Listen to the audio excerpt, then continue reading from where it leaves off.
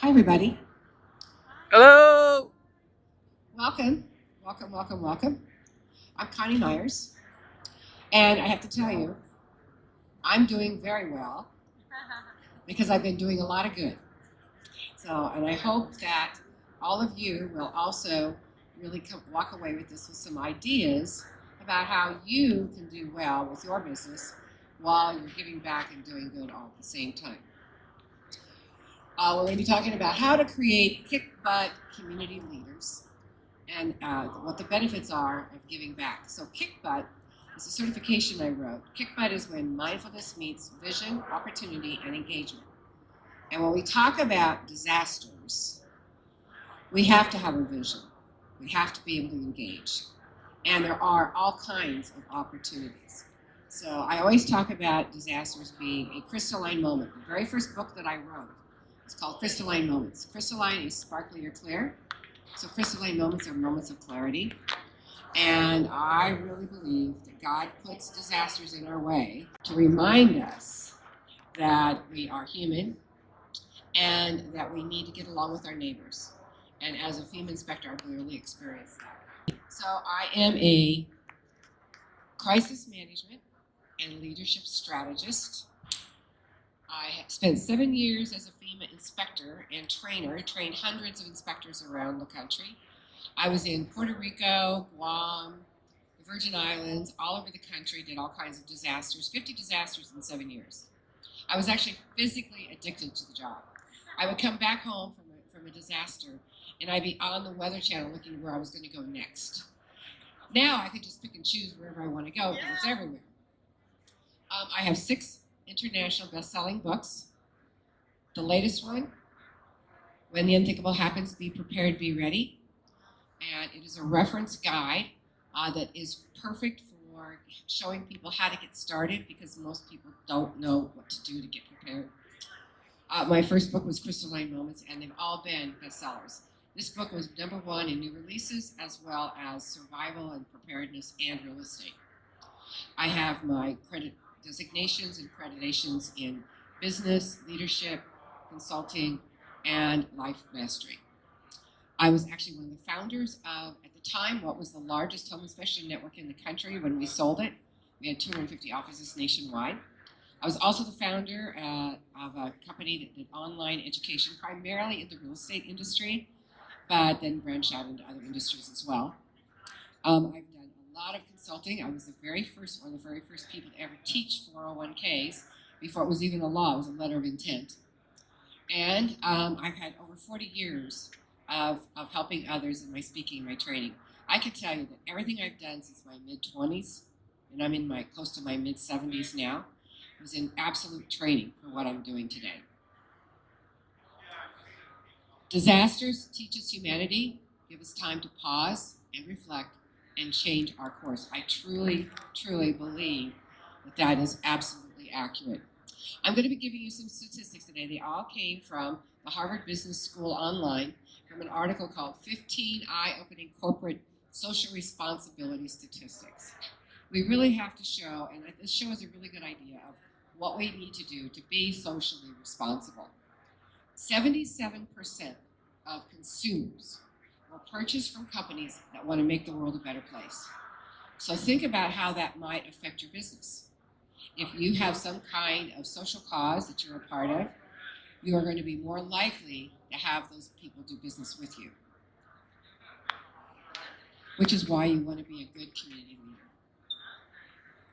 So who's the person in charge? Who's the person that can make a difference? Who's the person that can absolutely help their community and give back? You. You can be that person. And you can bring in other community leaders to help them be better leaders as well. Fewer than 14% of consumers cite social media as a trustworthy source. How many of you believe that social media is a trustworthy source? After what we just went through these last few months, I don't think anybody can. And however, 60% still get their news from social media. So who is the person that's going to be out there in your community that's going to give the facts? And when you give the facts and you give the help and the assistance to that community, who are they going to do business with? That's right. And then let's take a look at investors. So us baby boomers, because of the way that we were brought up and the way that we did things back then, we only 16% of us are concerned about this consumer's social responsibility. Gen Xers, they did a little better, 27%. And then we have the millennials that are 41%. Now, the Gen Zs are a little bit young yet, so there's not a lot of investment going on yet. But I can assure you that it's going to be well over 50% is what they're going to be looking at, because they're looking at their world and what's happening. Where do we start? The very first thing we start with, whether we're talking about disasters or whether we're talking about our life or our business, is mindfulness. And we can't be mindful unless we're resilient. In the disaster world, we talk about resiliency. The emergency management people talking about it for infrastructure. They're talking about how to make their communities more resilient, how to make things better, build things back better. Here in California, there was a big trend for a few years ago where they went in and they retrofitted all of the overpasses in case of an earthquake. Resiliency is critically important to creating mindfulness. This is a study that was done in 2011.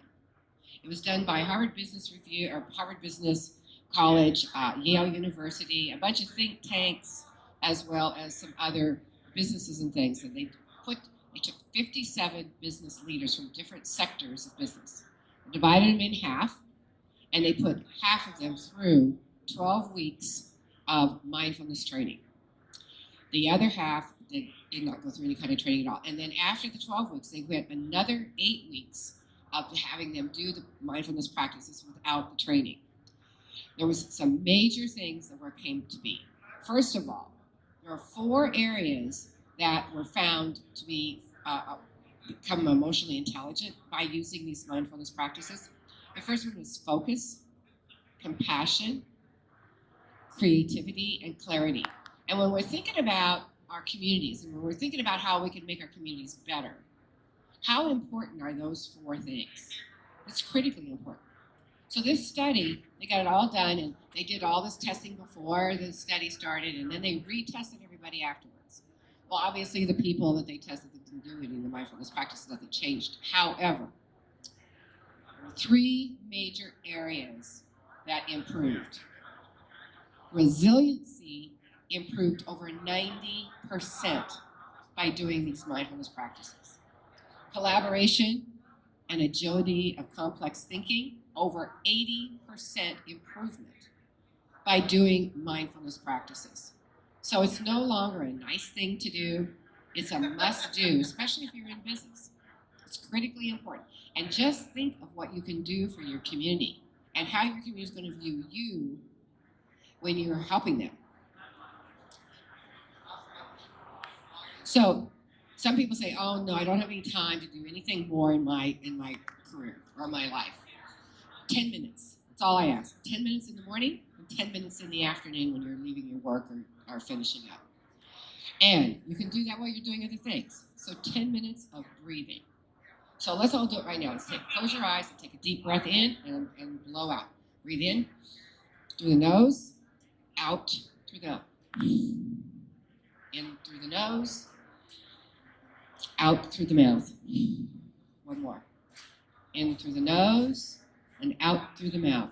You can feel your shoulders relaxing and you're calmer. I want you to do that along with listening to meditation or prayer, something like that, for 5 minutes. You can do that while you're in the shower. You can do that while you're drinking your coffee. Okay? Then I want you to write down 3 things you're grateful for. That actually changes the chemistry of your brain, and your brain's going to be looking for other things to be grateful for that day. All right? And then I want you to write down 3 successes you had either the day before, if it's in the morning, or that day. And what that does is the same thing. Your brain is out there looking for successes. And it doesn't have to be a big success. It could be just getting out of bed in the morning. That's it. All our little successes are what create our big successes. And then I want you to think about, what is the end of the day going to look like? Or what is the end of the evening if it's the afternoon? what is it going to look like? And I want you to create a one-sentence affirmation. My affirmation today was, I'm so happy and grateful that my presentation went well and people were able to take away one idea. This or something better still. My affirmation for tonight is going to be, I'm so happy and grateful that everything went fantastic today, and I'm enjoying a wonderful meal with Michael. So that's it. It's very simple. Those things, 10 minutes while you're doing other things. So it's not like you're taking time out of your day to do this. And this is important whether you're talking disasters, whether you're talking life in general, whether you're talking about your business. Mix it up. This is a photo that was taken, I believe it was during Katrina. And it says, life's not about waiting for the storm to pass. It's about dancing in the rain. That is a resilient mindset. So we've all seen stories on TV after disasters. And you have this one person that goes, oh, I lost everything. I don't know what I'm going to do. I don't know where I'm going to go. I don't know how I'm going to move forward. And then you have this other person that says, I've lost everything, but I have my life. I can rebuild. That is a resilient mindset. The other one is a victim mindset. Victim mindset, what happens? You stay stuck, right? With a resilient mindset, you're moving forward. You're building back better. So think about how you can take that to your community and help your community build back better, and how they're going to look at you and whatever services you offer. Life doesn't get any easier or more forgiving. We get stronger and more resilient. I can tell you, at my age, you better believe it. So why is resiliency important when it comes to disasters and other kinds of crises in our lives? Well, first of all, resiliency gives us change. It helps us to move forward into that change. Every disaster, there's a big change that takes place, right? Sometimes we don't have our homes. Sometimes we lose our products, our materials, or whatever, material things. But that means change. And that means we have to look at life differently. I always talk about, I call them, those are crystalline moments, the moments of clarity, and there's always a gift or opportunity. I talk about the fact that when my husband passed away, I thought, okay, I'm just going to jump right back into work, and I called my partners and I call our clients, and I'm trying to have these conversations. And the conversation's going on over here, and I'm over here watching. I am not connecting. And that's when I realized that my life that I had known was gone, and I was going to have to create a new life. And so now I say, the greatest gift my husband ever gave me was in his passing. And I mean that in the most loving, caring way. We celebrated our 25th wedding anniversary 4 days before he passed. And I can tell you every day, I thank him, because I wouldn't be here. I wouldn't be doing what I'm doing. I wouldn't have 6 best-selling books. I wouldn't have any of that if it hadn't been that he had not passed. So when it comes to resiliency, what's it do for preparedness? Well, first of all, if we have a plan and we have our kits and we know what we're going to do, you become totally resilient, right? You've got it all in place. So, and then you do the drills, so you know exactly what you're going to do and how you're going to do it. When it comes to survival, you know what you're going to do, you know what you have to do to survive, and you have to be flexible. I mean, the best laid plan is not going to be the best laid plan. It's going to change. And you're going to be efficient because you know what you have to do, and you've got your plan, you've got your preparation. When it comes to recovery, we all want to build back better. We have a plan to build back better. And again, we have to be flexible because disasters are not written in stone. They have their own way of doing things. So why is this important? Why is it important for you to become a community leader? First of all, you're going to make a difference. It feels good, right? You're going to do well by doing good. You're going to be a part of the change. So be one of those people that helps to see people how they can move forward and how to make that change happen. You're going to help others become more responsible. We have to, just like we are kids, we have to teach our kids to be responsible and become good adults. Well, our communities need that as well. And then you're going to, this is an investment in your time and your business. This is a wonderful marketing tool that's going to provide you with referrals. So you don't want to do it with the idea of I'm going to go out there and make a bunch of sales because of a disaster. That's not the way to do it. But the ultimate goal, or not goal rather, but the ultimate what happens is that you are going to build your business. People want to do business with people that are doing good and making a difference, right? 77%. So that's a really good reason to do this.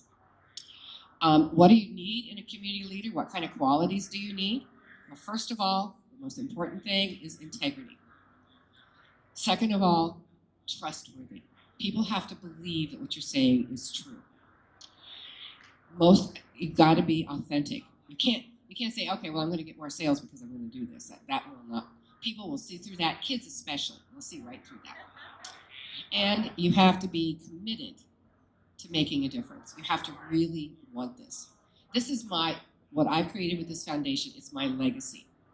Everything I've done in my entire life is training for this, and this is what I want to leave behind. That's why I created the foundation. I want it to move on beyond me. So let's go out there and let's create some community leaders. Okay, I was going to try to play this, but I'll just tell you about it because it's not fixed working. This is James Bomar Jr. He was the Rotary International President in 1979. He is administering the very first dose of polio vaccine.